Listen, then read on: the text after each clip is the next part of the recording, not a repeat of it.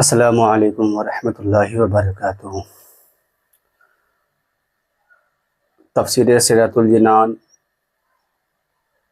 سورہ بقرہ کی تفسیر آیت نمبر 101 سے شروع ہو رہا ہے، اس لیے آپ لوگوں سے گزارش ہے کہ اس ویڈیو کو زیادہ سے زیادہ شیئر کریں اور اچھا لگے تو چینل کو سبسکرائب ضرور کریں۔ اعوذ باللہ من الشیطان الرجیم، بسم اللہ الرحمن الرحیم۔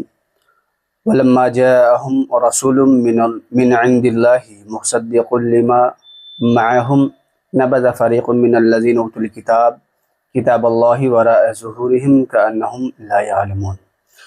اس آیت کریمہ میں اللہ تبارک و تعالی ارشاد فرما رہا ہے، اور جب ان کے پاس اللہ کی طرف سے ایک رسول تشریف لایا جو ان کی کتابوں کی تصدیق فرمانے والا ہے، تو اہل کتاب میں سے ایک گروہ نے اللہ کی کتاب کو پیٹھ پیچھے یوں پھینک دیا گویا وہ کچھ جانتے ہی نہیں۔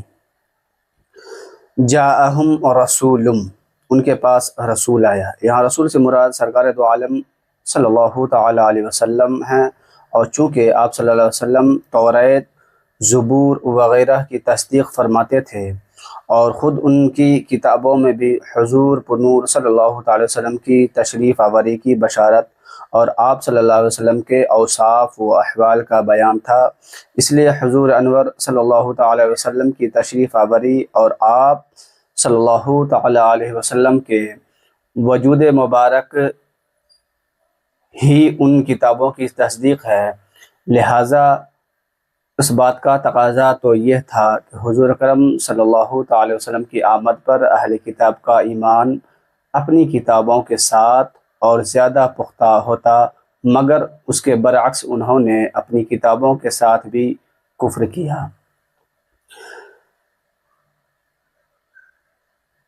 مشہور مفسر سدی کا قول ہے کہ جب رسول کریم صلی اللہ تعالی علیہ وسلم کی تشریف آوری ہوئی تو یہودیوں نے توریت اور قرآن کا تقابل کیا، اور جب دونوں کو ایک دوسرے کے مطابق پایا تو انہوں نے توریت کو بھی چھوڑ دیا۔ وراء ظہورہم، اپنی پشتوں کے پیچھے، پیٹھ پیچھے پھینکنے سے مراد ہے اس کتاب کی طرف بے اتفاقی کرنا۔ حضرت سفیان بن عیینہ رضی اللہ تعالیٰ عنہ کا فرمان ہے کہ یہودیوں نے توریت کو ریشمی غلافوں میں سونے چاندی کے ساتھ مزین کر کے رکھ لیا اور اس کے احکام کو نہ مانا۔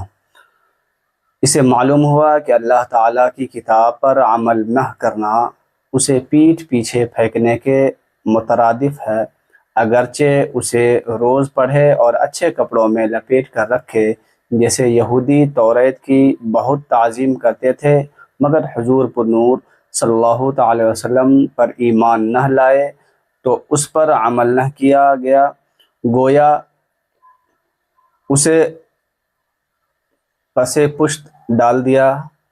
آج کے مسلمانوں کا حال بھی اس سے بہت مشابہ ہے کہ قرآن پاک کے عمدہ سے عمدہ اور نفیس نسخے گھروں اور مسجدوں میں الماریوں کی زینت تو ہیں، ریشمی غلاف بھی ان پر موجود ہیں، لیکن پڑھنے، سمجھنے اور عمل کرنے کی حالت یہ ہے کہ ان الماریوں اور ریشمی غلافوں پر گرد کی تہ جم چکی ہے، اور حقیقتاً وہ گرد ان غلافوں پر نہیں بلکہ مسلمانوں کے دلوں پر جمی ہوئی ہے۔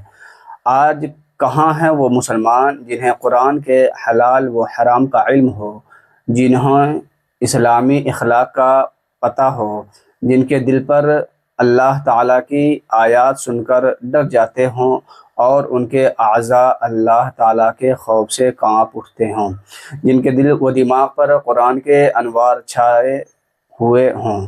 افسوس وہ معزز تھے زمانے میں مسلمان ہو کر، ہم خوار ہوئے تارک قرآن ہو کر۔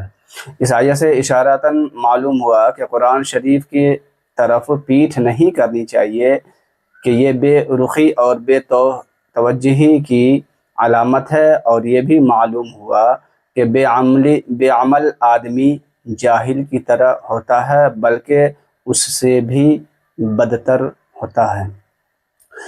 وَتَبَعُوا مَا تَتْلُو الشَّيَاطِينُ عَلَى مُلْكِ سُلَيْمَانَ وَمَا كَفَرَ سُلَيْمَانُ وَلَكِنَّ الشَّيَاطِينَ كَفَرُوا يُعَلِّمُونَ النَّاسَ السِّحْرَ وَمَا أُنزِلَ عَلَى الْمَلَكَيْنِ بِبَابِلَ هَارُوتَ وَمَارُوتَ وَمَا يُعَلِّمَانِ مِنْ أَحَدٍ حَتَّى يَقُولَا إِنَّمَا نَحْنُ فِتْنَةٌ فَلَا تَكْفُرْ فَيَتَعَلَّمُونَ مِنْهُمَا مَا يُفَرِّقُونَ بِهِ بَيْنَ الْمَرْءِ وَزَوْجِهِ وَمَا هُمْ بِضَارِّينَ بِهِ مِنْ أَحَدٍ إِلَّا بِإِذْنِ اللَّهِ وَيَتَعَلَّمُونَ مَا يَضُرُّهُمْ وَلَا يَنْفَعُهُمْ وَلَقَدْ عَلِمُوا لَمَنِ اشْتَرَاهُ مَا لَهُ فِي الْآخِرَةِ مِنْ خَلَاقٍ وَلَبِئْسَ مَا شَرَوْا بِهِ أَنفُسَهُمْ لَوْ كَانُوا يَعْلَمُونَ۔ اس آیت کریمہ میں اللہ تبارک و تعالی ارشاد فرما رہا ہے، اور یہ سلیمان کے عہد حکومت میں اسے اس جادو کے پیچھے پڑ گئے جو شیاطین پڑھا کرتے تھے، اور سلیمان نے کفر نہ کیا بلکہ شیطان کافر ہوئے جو لوگوں کو جادو سکھاتے تھے، اور یہ تو اس جادو کے پیچھے بھی پڑ گئے تھے جو بابل شہر میں دو فرشتوں ہاروت و ماروت پر اتارا گیا تھا، اور وہ دونوں کسی کو کچھ نہ سکھاتے جب تک یہ نہ کہہ لیتے کہ ہم تو صرف لوگوں کا امتحان ہیں۔ تو اے لوگو، تم اپنا ایمان ضائع نہ کرو۔ وہ لوگ ان فرشتوں سے ایسا جادو سیکھتے جس کے ذریعے مرد اور اس کی بیوی میں جدائی ڈال دیں، حالانکہ وہ اس کے ذریعے کسی کو اللہ کے حکم کے بغیر کوئی نقصان نہیں پہنچا سکتے تھے، اور یہ ایسی چیز سیکھتے تھے جو انہیں نقصان دے اور انہیں نفع نہ دے، اور یقیناً انہیں معلوم ہے کہ جس نے یہ سودا لیا ہے آخرت میں اس کا کچھ حصہ نہیں، اور انہوں نے اپنی جانوں کا کتنا برا سودا کیا۔ کیا ہی اچھا ہوتا اگر یہ جانتے۔ وَاتَّبَعُوا، وہ جادو کے پیچھے پڑ گئے۔ شان نزول، حضرت سلیمان علیہ السلام کے زمانے میں بنی اسرائیل جادو سیکھنے میں مشغول ہوئے تو آپ علیہ السلام نے ان کو اس سے روکا اور ان کی کتابیں لے کر اپنی کرسی کے نیچے دفن کر دی۔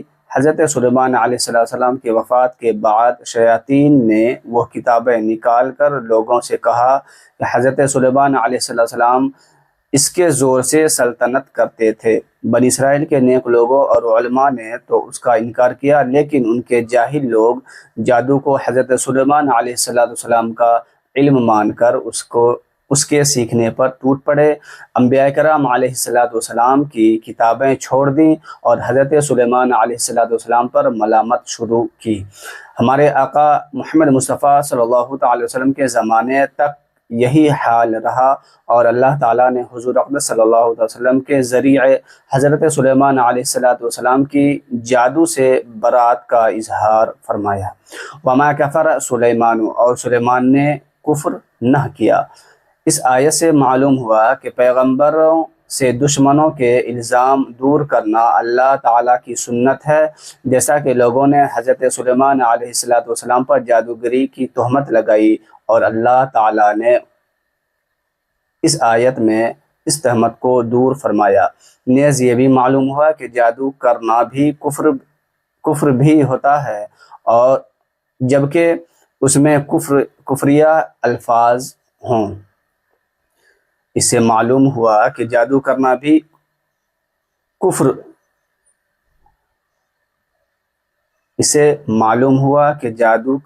کبھی کفر بھی ہوتا ہے جبکہ اس میں کفریہ الفاظ ہوں۔ ہاروت و ماروت، ہاروت اور ماروت۔ ہاروت ماروت دو فرشتے ہیں جنہیں بنی اسرائیل کے آزمائش کے لیے اللہ تعالیٰ نے بھیجا تھا۔ اس کے بارے میں غلط قصے بہت مشہور ہیں، اور وہ سب باطل ہیں۔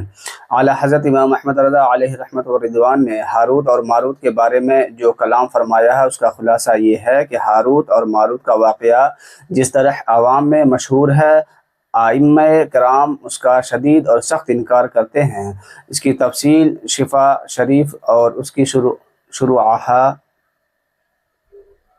اس کی شروحات میں موجود ہیں، یہاں تک کہ امام اجل قاضی عیاض رحمۃ اللہ تعالی نے فرمایا ہاروت اور ماروت کے بارے میں یہ خبریں یہودیوں کی کتابوں اور ان کی گڑھی ہوئی باتوں میں سے ہیں، اور راجح یہی ہے کہ ہاروت اور ماروت دو فرشتے ہیں جنہیں اللہ تعالیٰ نے مخلوق کی آزمائش کے لیے مقرر فرمایا کہ جو جادو سیکھنا چاہے اسے نصیحت کریں کہ انما نحن فتنۃ فلا تکفر، ہم تو آزمائش ہی کے لیے مقرر ہوئے ہیں، تو کفر نہ کرنا، اور جو ان کی بات نہ مانے وہ اپنے پاؤں پر چل کے خود جہنم میں جائے۔ یہ فرشتے اگر اسے جادو سکھاتے ہیں تو وہ فرما برداری کر رہے ہیں، نہ کہ نافرمانی کر رہے ہیں۔ فرشتوں کے بارے میں عقیدہ یہ ہے کہ یہ گناہوں سے معصوم ہوتے ہیں۔ اللہ تعالیٰ ارشاد فرماتا ہے لا یعصون اللہ ما امرہم ویفعلون ما یؤمرون۔ اس کا ترجمہ یہ ہے کہ وہ فرشتے اللہ کے حکم کی نافرمانی نہیں کرتے اور وہی کرتے ہیں جو انہیں حکم دیا جاتا ہے۔ اور ارشاد فرمایا وَهُمْ لَا يَسْتَكْبِرُونَ يَخَافُونَ رَبَّهُمْ مِنْ فَوْقِهِمْ وَيَفْعَلُونَ مَا يُؤْمَرُونَ، اور فرشتے غرور نہیں کرتے، وہ اپنے اوپر اپنے رب کا خوف کرتے ہیں اور وہی کرتے ہیں جو انہیں حکم دیا جاتا ہے۔ امام فخر الدین رازی رحمۃ اللہ علیہ فرماتے ہیں اس آیت سے ثابت ہوا کہ فرشتے تمام گناہوں سے معصوم ہیں، کیونکہ اللہ تعالیٰ کا یہ فرمانا کہ وہ غرور نہیں کرتے اس بات کی دلیل ہے کہ فرشتے اپنے پیدا کرنے والے اور بنانے والے کی اطاعت گزار ہیں، اور وہ کسی بات اور کسی کام میں بھی اللہ تعالیٰ کی مخالفت نہیں کرتے۔ فلا تکفر، تو کفر نہ کر۔ ہاروت و ماروت کے پاس جو شخص جادو سیکھنے آتا تو یہ سکھانے سے پہلے اسے نصیحت کرتے ہوئے فرماتے کہ جادو سیکھ کر اور اس پر عمل کر کے اور اس کے جائز و حلال سمجھ کر اپنا ایمان ضائع نہ کر، اگر وہ ان کی بات نہ مانتا تو یہ اسے جادو سکھا دیتے۔ علماء کرام نے جادو کی کئی تعریفیں بیان کی ہیں، ان میں سے ایک یہ ہے کہ کئی شریر اور بدکار شخص کا مخصوص عمل کے ذریعے عام عادت کے خلاف کوئی کام کرنا جادو کہلاتا ہے۔ جادو فرما بردار اور نافرمان لوگوں کے درمیان امتیاز کرنے اور لوگوں کی آزمائش کے لیے نازل ہوا ہے، جو اس کو سیکھ کر اس پر عمل کرے کافر ہو جائے گا، بشرطے کہ اس جادو میں ایمان کے خلاف کلمات اور افعال ہوں، اور اگر کفریہ کلمات و افعال نہ ہوں تو کفر کا حکم نہیں ہے۔ یہاں مزید 3 مسئلے یاد رکھیں۔ نمبر 1، جادو کفر ہے، اس کا عامل اگر مرد ہو تو اسے قتل کر دیا جائے گا۔ نمبر 2، جو جادو کفر نہیں مگر اس سے جانیں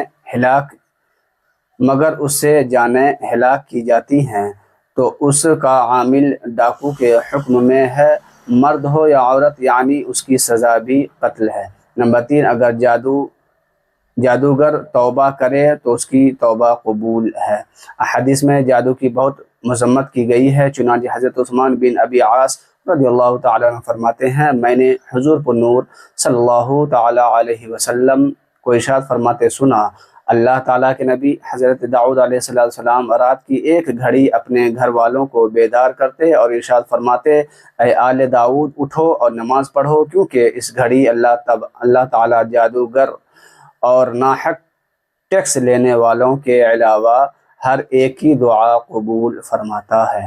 حضرت ابو موسیٰ اشعری رضی اللہ تعالیٰ عنہ سے روایت ہے کہ حضور اقدس صلی اللہ علیہ وسلم نے ارشاد فرمایا شراب کا عادی، جادو پر یقین رکھنے والا اور قطع رحمی کرنے والا جنت میں داخل نہ ہوگا۔ یاد رہے کہ یہاں جادوگر کے بارے میں جو سزائیں بیان کی گئی، یہ سزائیں دینا صرف اسلامی حکومت کا کام ہے، عوام الناس کو قانون اپنے ہاتھ میں لینے کی اجازت نہیں۔ البتہ ہر ایک کو چاہیے کہ جادو کرنے والوں والوں سے دور رہیں۔ نیز جادو سے متعلق مزید تفصیل جاننے کے لیے کتاب جہنم میں لے جانے والے اعمال کی دوسری جلد کا مطالعہ فرمائیں۔ وما ہم بضارین، اور وہ نقصان پہنچانے والے نہیں۔ اس آیت سے چند مسائل معلوم ہوئے۔ نمبر 1، مؤثر حقیقی اللہ تعالیٰ ہے اور اسباب کی تاثیر اللہ تعالیٰ کی مشیت یعنی چاہنے کے تحت ہے، یعنی اللہ عز و جل چاہے تو ہی کوئی شے اثر کر سکتی ہے۔ اگر اللہ تعالیٰ نہ چاہے تو آگ جلا نہ سکے، پانی پیاس نہ بجھا سکے اور دوا شفا نہ دے سکے۔ نمبر 2، جادو میں اثر ہے اگرچہ اس میں کفریہ کلمے ہوں۔ نمبر 3، جب جادو میں نقصان کی تاثیر ہے تو قرآنی آیات میں ضرور شفا کی تاثیر ہے۔ یوں نہیں، جب کفار جادو سے نقصان پہنچا سکتے ہیں تو خدا کے بندے بھی کرامت کے ذریعہ نفع پہنچ سکتے ہیں، جیسے حضرت عیسیٰ علیہ السلام کا بیماروں، اندھوں اور کوڑھیوں کو شفا بخشنا خود قرآن مجید میں موجود ہے۔ تو سامعین کرام، آج کی ویڈیو بس اتنا ہی۔ آج سورہ بقرہ کی آیت نمبر 1 اور 2 کو پڑھنے کا شرف حاصل کیا۔ اللہ تبارک و تعالیٰ سے دعا ہے کہ ہمارے پڑھنے اور سامعین کے سننے میں جو بھی غلطیاں لغزشیں ہو گئی ہوں، اللہ تعالیٰ اپنے پیارے حبیب سرکار احمد مصطفیٰ محمد مصطفیٰ صلی اللہ تعالیٰ علیہ وسلم کے صدقے طفل میں اسے معاف فرمائے اور ہم لوگوں کو علم دین سیکھنے کی توفیق و رفیق عطا فرمائے۔ وآخر دعوانا ان الحمد للہ رب العالمین۔ السلام علیکم ورحمۃ اللہ۔